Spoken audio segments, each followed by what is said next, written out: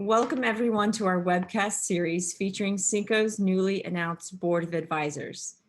Our advisors will leverage their valuable industry experience to support Cinco's continued growth as a leader in land management services for the energy industry.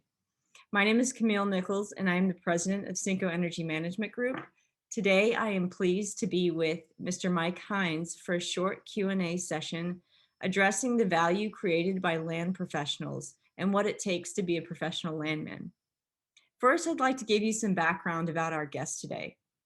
Mr. Hinze is the president and owner of KBS Energy, LLC, an oil and gas land management and business development consulting firm located in Kingwood, Texas.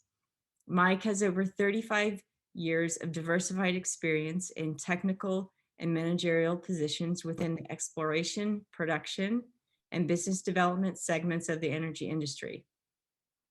Mike graduated from the University of Texas at Austin with degrees in geology and business and petroleum land management. Mike held various positions with Tenneco Oil Company and Tenneco Gas for 22 years in the company's Houston, Midland, and San Antonio offices. He subsequently held executive positions with several independent oil and gas firms. He served as the VP of Land at Yuma Exploration and NFR Energy, now known as Sabine Oil and Gas. He also served as the Vice President of Land and Business Development for Maverick Oil and Gas in 2014. Mike is a member and past president of both the Houston Association of Professional Landmen and the San Antonio Association of Professional Landmen. He is a recipient of the 2005 Landman of the Year Award from the HAPL and the Texas Monthly TIPRO Top 15 Landman Award in 2012. Mike, welcome and thank you for joining us today. Thank you. The first question I have for you today is about the value of land work, and specifically for those who aren't familiar with the land business, how would you describe the value that landmen create in an E&P company? Camille, thank you for having me today. The value of the landman in, say, a newcomer to the business, say a new company, is, in my mind, very significant. Landmen bring a overall knowledge to the business from a commercial sense and from a somewhat legal sense, in that they understand what it takes to complete transactions, acquire title to properties in order for oil and gas companies, E&P companies, to be able to do their business and accomplish what everybody wants to accomplish in this business, and that is add reserves, produce oil and gas. Mm-hmm. And so in my mind, you think of the landman as sort of the tip of the spear, which I'll borrow that phrase from the president of AAPL, Lester Zitkus. He's the tip of the spear in that his knowledge of the land situation for oil and gas prospects, oil and gas wells, facility locations, marketing issues. His knowledge is very necessary in order to complete the chain from discovery, or let's say discovery, to completely producing the oil and gas that is found. And I think without the landman in a company, you miss many types of issues that can be problematic for anyone trying to be successful in oil and gas exploration and development. The knowledge of, like I said originally, the legal side, the title side, the transactional side. Oil and gas is built on transactions. Transactions between the mineral owner, transactions between companies, transactions between governmental entities, and it goes on and on from there. And landmen have that knowledge. They are always adding to that knowledge base as the laws change and as techniques change within the business.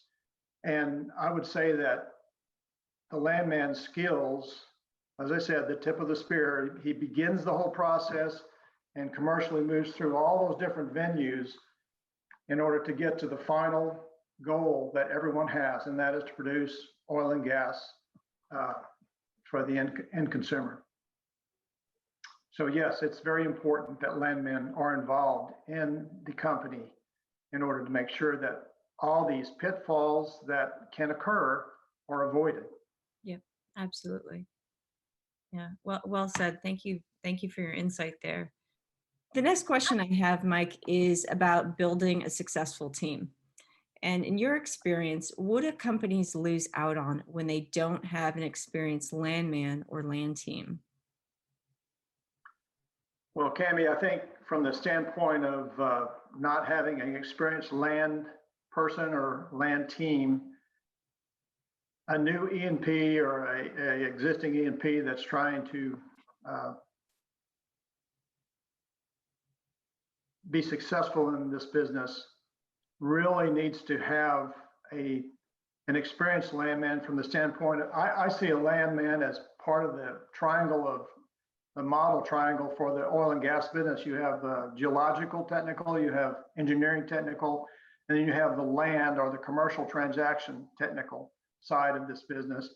And without the landman's knowledge of all the different commercial transactions ongoing in the business and how it takes those to be successful. I mean, you can have a great prospect, you can have good economics, but if you can't make a deal with another company to get their rights, farm in their rights, then there's no deal to be made. Or if you can't buy the leases, there's no well to be drilled. Mm-hmm. So having a landman as part of the experienced landman as part of the team is extremely important. And the second part of this is an experienced landman or land team is going to have a lot of business development capabilities that maybe the other parts of the professional management of the company do not have. A landman with 20, 30 years experience is going to have an unlimited amount of contacts with other companies based upon the transactions he's conducted throughout the years with these companies. And it's not just being able to call someone, it's be able to know someone, understand what they're looking for within their company and what they're capable of doing and agreeing to within their company. So there's a lot of aspects to an experienced landman being part of a company, especially the management part of the company, that is extremely important to any company's successful venture into E&P.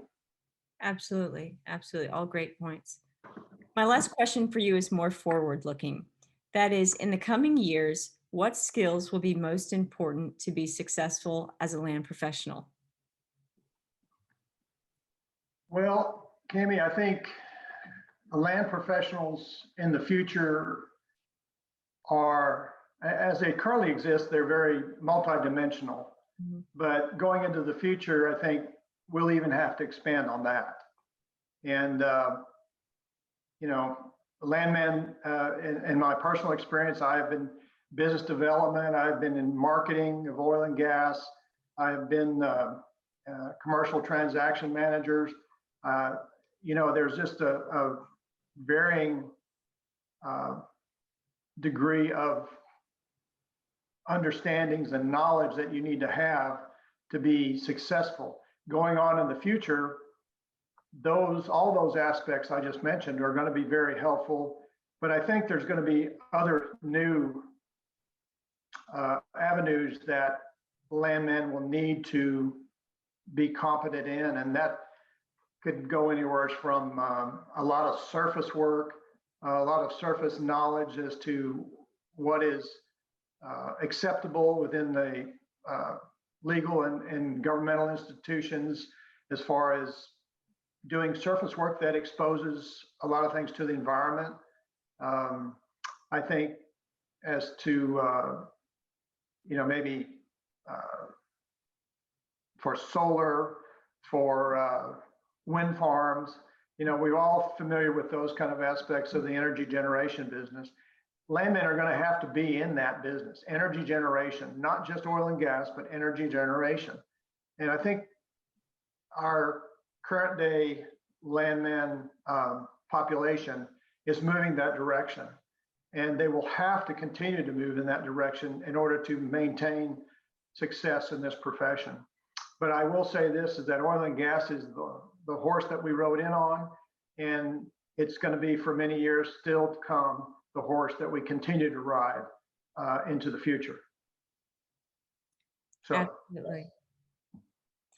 Well, Mike, thank you so much for your insight and for your time today.